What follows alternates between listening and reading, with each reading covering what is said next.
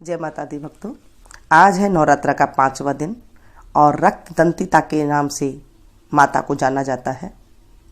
आज हम माता की पूजा करेंगे और साथ में कथा भी सुनेंगे। अगर आप सप्तशती का पाठ नहीं कर रहे हैं या फिर पंडित जी से नहीं करवा रहे हैं तो आप ये कथा जरूर पढ़ें। 9 दिन तक ये कथा पढ़ सकती हैं। अगर आपने अभी तक नहीं सुनी है कथा तो आज से भी सुन सकते हैं। ऐसे माता का कोई नियम नहीं है कि आपको रेगुलर ही करना है, क्योंकि छोटे बच्चे की माँ भी होती हैं, कई जॉब भी करती हैं, बड़े बूढ़े भी होते हैं। तो बिल्कुल सिंपल तरीके से जब पूजा पाठ हम लेते हैं तो वो ज़्यादा फलदायी हो जाती है, क्योंकि एक दिन जब आप नियम कर लेंगे तो डेली वो नियम नहीं होता है और फिर हर साल वो नियम भी नहीं फॉलो कर सकते हैं, तो फिर दिक्कत आ जाती है। बोलिए शेरा वाली माता तेरी सदा ही जय। 80-484 घंटों वाली माता तेरी सदा ही जय। मैया मुझे मालूम नहीं तुम्हें कैसे सजाया जाता है।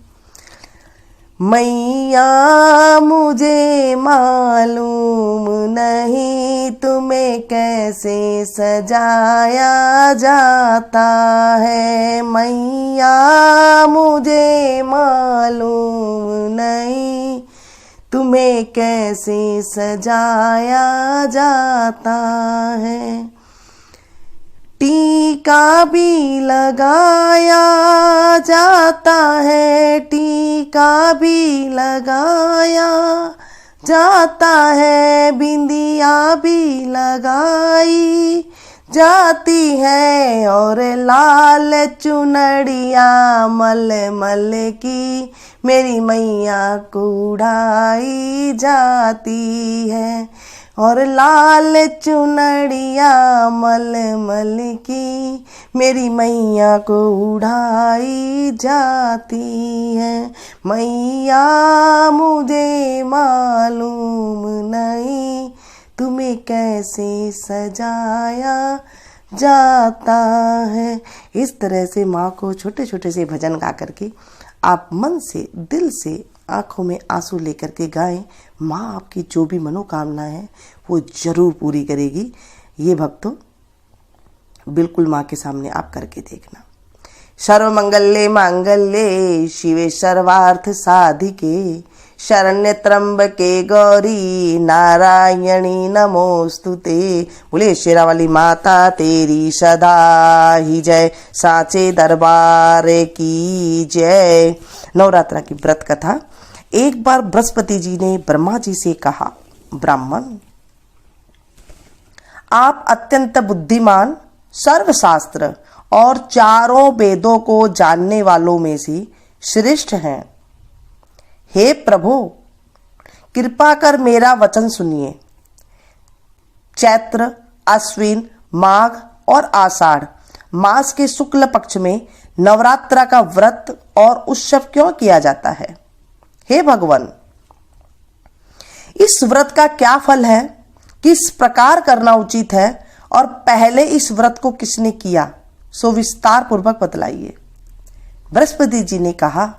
ऐसा प्रश्न सुनकर ब्रह्मा जी कहने लगे, बृहस्पति, प्राणियों का हित करने की इच्छा से तुमने बहुत ही अच्छा प्रश्न किया है। जो मनुष्य मनोरथ पुण्य करने वाली दुर्गा, महादेवी, सूर्य और नारायण का ध्यान करते हैं वे मनुष्य धन्य है। यह नवरात्र व्रत संपूर्ण कामनाओं को पूर्ण करने वाला है।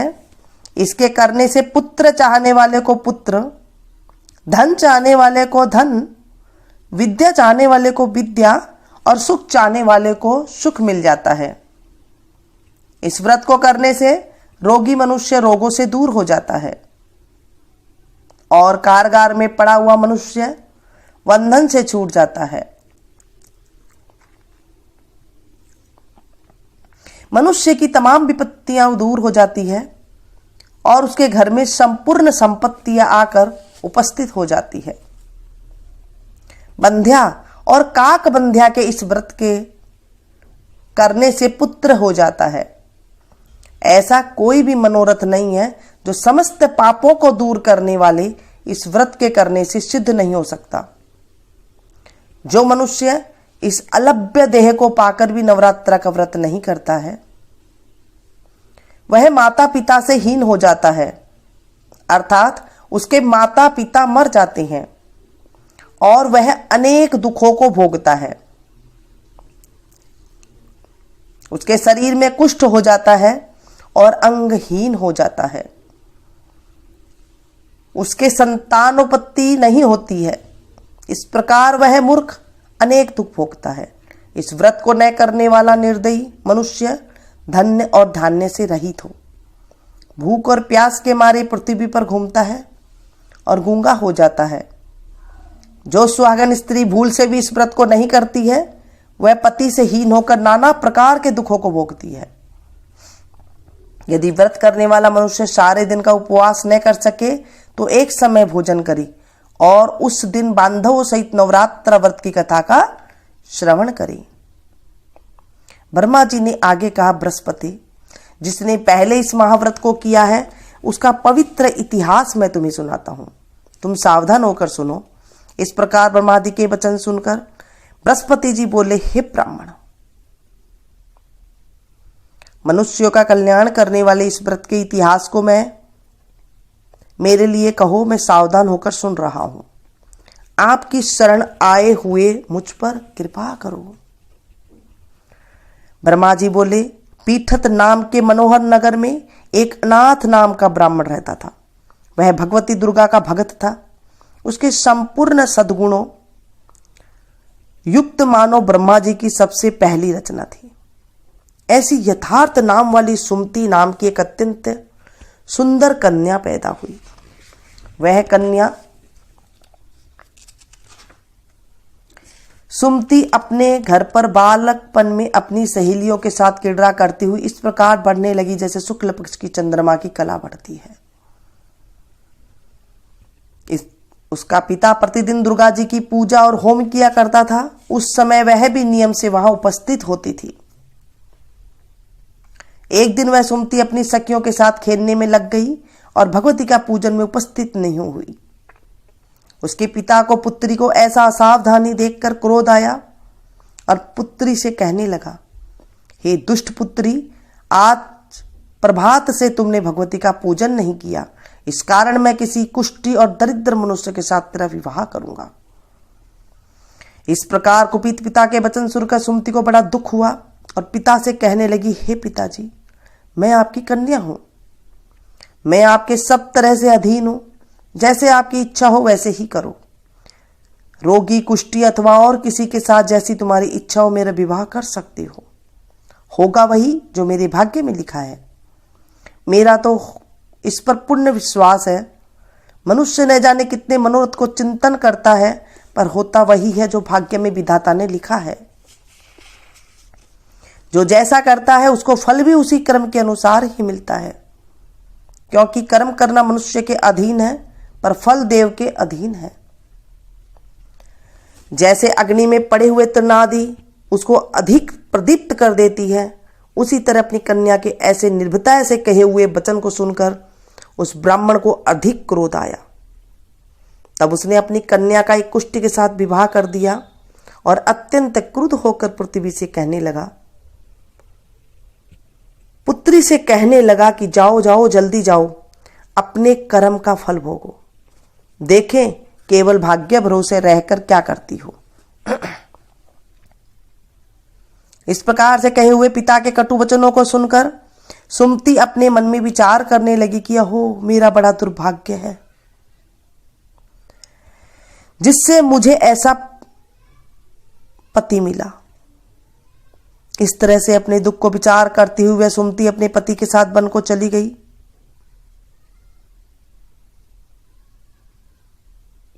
और भयानक वन में कुशा युक्त उस स्थान पर उन्होंने वह रात बड़े कष्ट से व्यतीत की। उस गरीब बालिका की ऐसी दशा देखकर भगवती पुण्य के प्रभाव से प्रकट होकर सुमति से कहने लगी, हे दीन ब्राह्मणी, मैं तुम पर प्रसन्न हूं। तुम जो चाहो वरदान मांग सकती हो। मैं प्रसन्न होने पर मनवांछित फल देने वाली हूं। इस प्रकार भगवती दुर्गा का वचन सुनकर ब्राह्मणी कहने लगी कि आप कौन हो जो मुझ पर प्रसन्न हुई हो? यह सब मेरे लिए कहो और अपनी कृपा दृष्टि से मुझ दीन दासी को कृतार्थ करो। ब्राह्मणी का ऐसा वचन सुनकर देवी कहने लगी कि मैं आदि शक्ति हूं और मैं ही ब्रह्मा विद्या और सरस्वती हूं। मैं प्रसन्न होने पर प्राणियों को दुख दूर कर उनको सुख प्रदान करती हूं। हे ब्राह्मणी, मैं तुझ पर तेरे पूर्व जन्म के पुण्य के प्रभाव से प्रसन्न हूं। तुम्हारे पूर्व जन्म की वृत्तांत सुनाती हूं, ध्यान पूर्वक सुनो। तू पूर्व जन्म में निषाद यानी कि भील की स्त्री थी और अति पतिव्रता थी। एक दिन तेरे पति निषाद के ने चोरी की। चोरी करने के कारण तुम दोनों को सिपाहियों ने पकड़ लिया और ले जाकर जेल खाने में कैद कर दिया। उन लोगों ने तेरे को और तेरे पति को भोजन नहीं दिया। इस प्रकार नवरात्र के दिनों में तुमने न तो कुछ खाया और न जल पिया। इसलिए 9 दिन तक नवरात्रा का व्रत हो गया। हे ब्राह्मणी, उन दिनों में जो व्रत हुआ उस व्रत के प्रभाव से प्रसन्न होकर तुम्हें वनवांछित वस्तु दे रही हूं। तुम्हारी जो इच्छा हो सो मांगो। इस प्रकार दुर्गा के कहे हुए वचन सुनकर ब्राह्मणी बोली कि अगर आप मुझ पर प्रसन्न हो तो हे दुर्गे, आपको मैं प्रणाम करती हूं। हे मां, मैं आपको प्रणाम करती हूं। हे मेरी मातेश्वरी, मैं आपको प्रणाम करती हूं। कृपा करे मेरे पति को कोढ़ दूर करो। मेरे पति के आप कोढ़ दूर कर दो।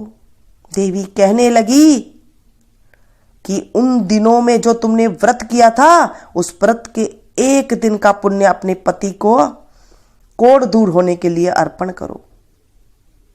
मेरे प्रभाव से तेरा पति कोढ़ से रहित और सोने के समान शरीर वाला हो जाएगा। ब्रह्मा जी बोले, इस प्रकार देवी का वचन सुनकर वह ब्राह्मणी बहुत प्रसन्न हुई और पति को निरोग करने की इच्छा से ठीक है ऐसा बोली। तब तक उसके पति का शरीर भगवती दुर्गा की कृपा से कुष्ठहीन होकर अति कांति युक्त हो गया। जिसकी कांति के सामने चंद्रमा की कांति भी क्षीण हो जाती है, वह ब्राह्मणी पति की मनोहर देह की देखकर देवी को अति पराक्रम वाली समझकर स्तुति करने लगी। हे दुर्गे,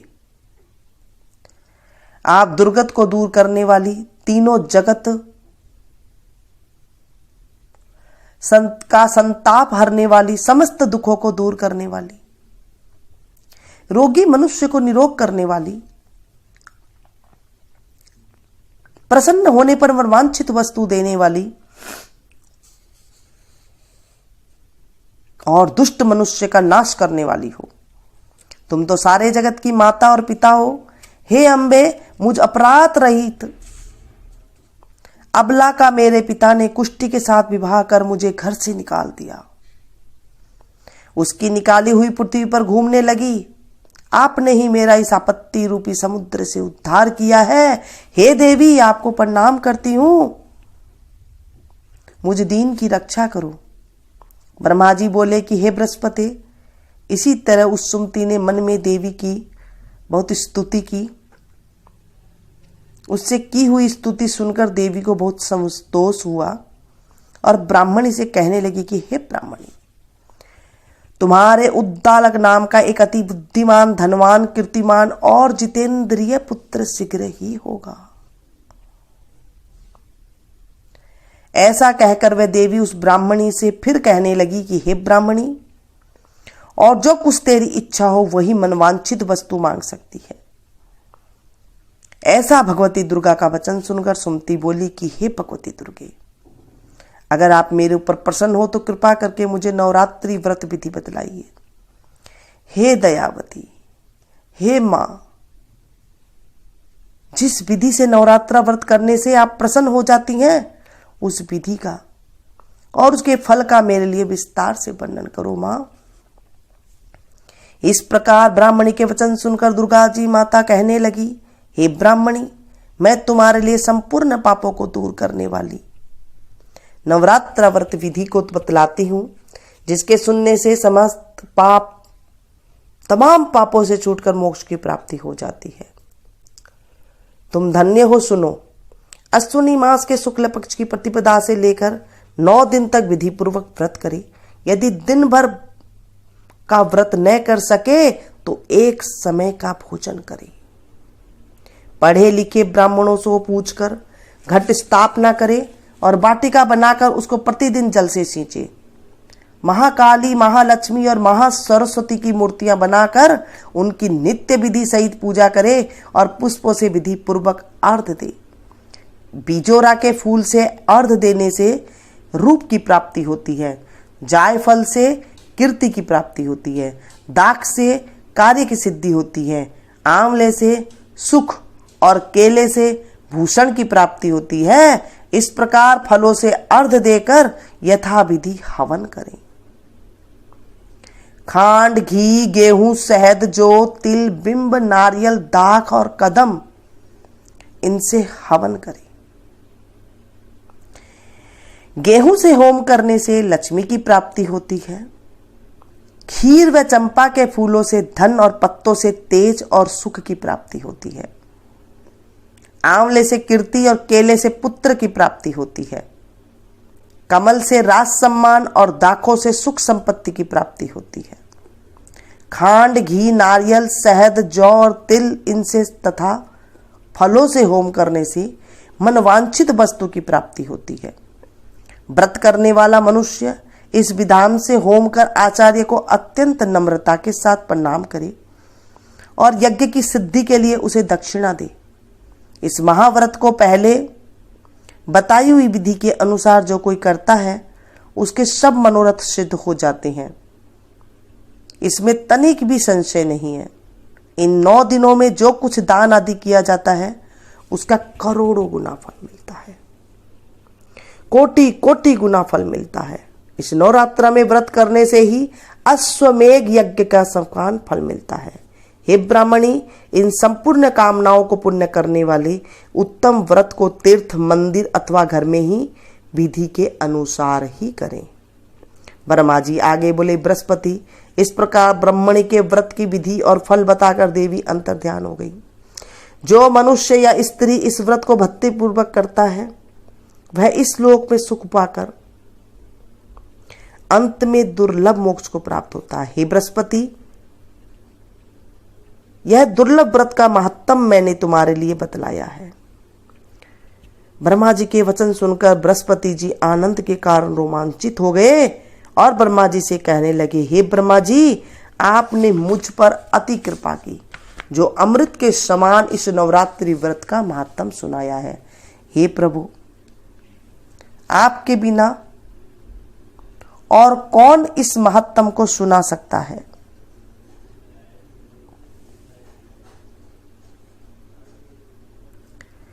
ऐसे बृहस्पति जी के वचन सुनकर ब्रह्मा जी बोले, हे बृहस्पति, तुमने सब प्राणियों के हित करने वाले इस अलौकिक व्रत को पूछा है, इसलिए तुम धन्य हो। यह भगवती शक्ति संपूर्ण लोकों का पालन करने वाली है। इस महादेवी के प्रभाव को कौन जान सकता है। बोलिए अम्बे माते की जय, सिरा वाली माता तेरी सदा ही जय, सांचे दरबार की जय। भक्तों, ये मैंने आपको बिल्कुल पौराणिक कथा सुनाई है। इस कथा को सुने और लोगों को सुनाएं। जब हम किसी कथा को पढ़ते हैं और आप इसे ज़्यादा से ज़्यादा शेयर करें, इससे क्या होता है, हमें घर बैठे ही हमारे खाते में पुण्य की प्राप्ति हो जाती है। क्योंकि जैसे मैंने आप लोगों को सुनाई है, तो जब सुनने वाले के 16वां हिस्सा का जो पुण्य होता है, जो 100 हिस्सा का पुण्य होता है, 16वां हिस्सा में घर बैठे ही मिल जाता है। जब आप किसी को भी, जब आप ये कथा को भी आप सभी को शेयर करेंगे तो आपको भी घर बैठे ही उनका 16वां हिस्सा का पुण्य मिल जाता है। हम कोई भी कथा, भागवत, पूजा की बात करते हैं तो हमारे जीवन में पुण्य की प्राप्ति होती है और पापों का नाश हो जाता है, बीमारियां दूर चली जाती है और हमारे जीवन में अमोघ सुख शांति की प्राप्ति होती है।